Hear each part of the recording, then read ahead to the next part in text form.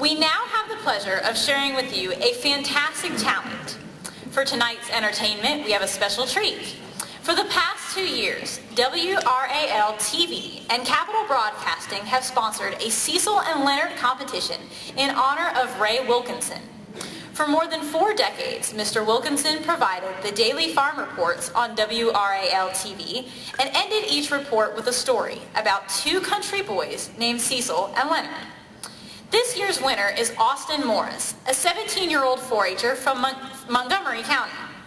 Austin is a freshman at Stanley Community College, and tonight he will bring you a few of Mr. Wilkinson's Cecil and Leonard stories. Please give a big 4-H welcome to Austin Morris.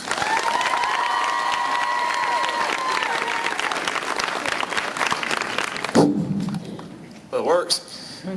Good afternoon. So, who's ready to dance tonight? That's what I thought. Y'all having a good time? Oh, come on, you can do better than that.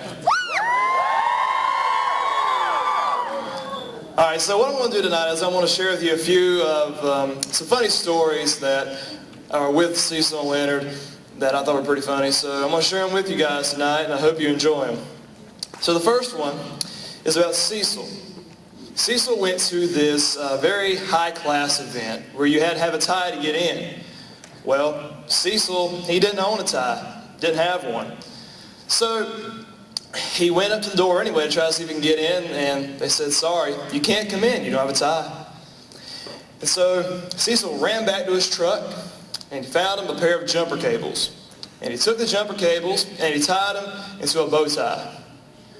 Walked back up to the door, and the guy says, that is sorry. But you know something? I'm going to let you in, as long as you promise not to start anything.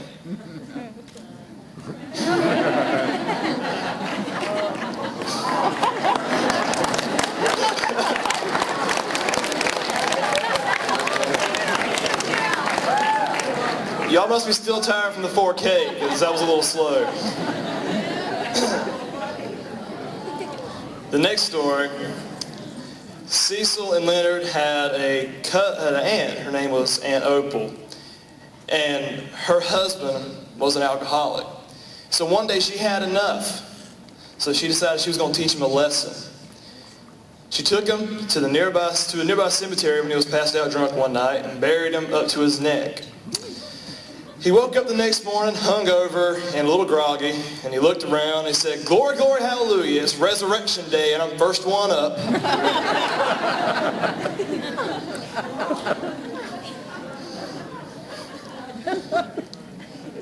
Cecil and Leonard were driving down a highway one day, and they saw where this highway patrolman pulled this guy over.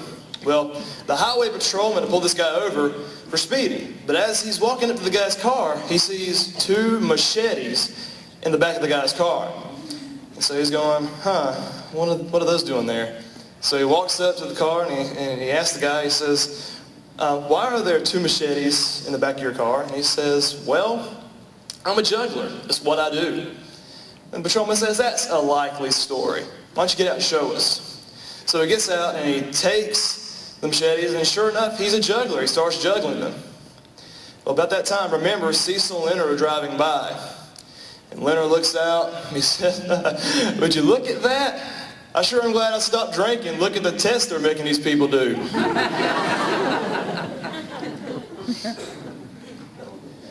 Cecil and Leonard had a cousin. His name was Willard. And so Cecil and Willard wanted to go to the Grand Canyon. And so they saved up about $40 for a bus fare. So they got to the bus depot and they found out that there was no more room on the bus. So they were like, okay, well, we'll try going to a helicopter. We'll try, that way we can actually go inside the Grand Canyon and go all the way around and see everything. So they walked up to the pilot, handed him $40, said, here, that's all it's worth, that's all we're going to pay. And the pilot looks at him and says, get in and shut up. He says, I'm going to make a deal with you guys. If you go through this whole entire ride without saying one word, you ride for free. But if you say one word, it's going to cost you $500.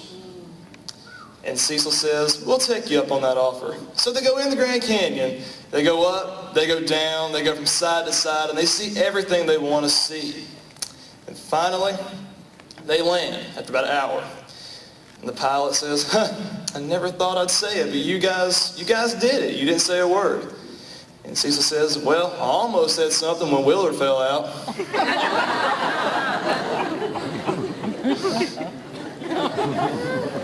That's bad, isn't it? Oh, man. The last one I'm going to tell for you guys tonight. Cecil and Leonard wanted to go hunting on this guy's farm. So they go up and they knock on the guy's door, and the farmer answers. He says, something I can do for you fellas? He says, yeah, we were wanting to know if we could hunt on your land. And the guy says, you most certainly may. But there's a little favor that you need to take care of it for me. We got an old, crippled, broken down mule, and it needs to be put down. But no one in the family has the heart to do it. Would you do it for us? And Cecil says, we will do that for you. Conversation ends, and Cecil's walking back to the truck, and he's thinking of a prank that he can play on Leonard. So he gets in the truck, and Leonard asks him, he says, well, can we hunt on his land? And Cecil looks at him and he says, no, the booger, he said he wouldn't let us do it. But you knew something? I'm going to teach him a lesson he'll never forget. I'm going to shoot his mule. Boom! Shoots his mule. Well, about that time, Leonard goes, boom! I got his cow, too.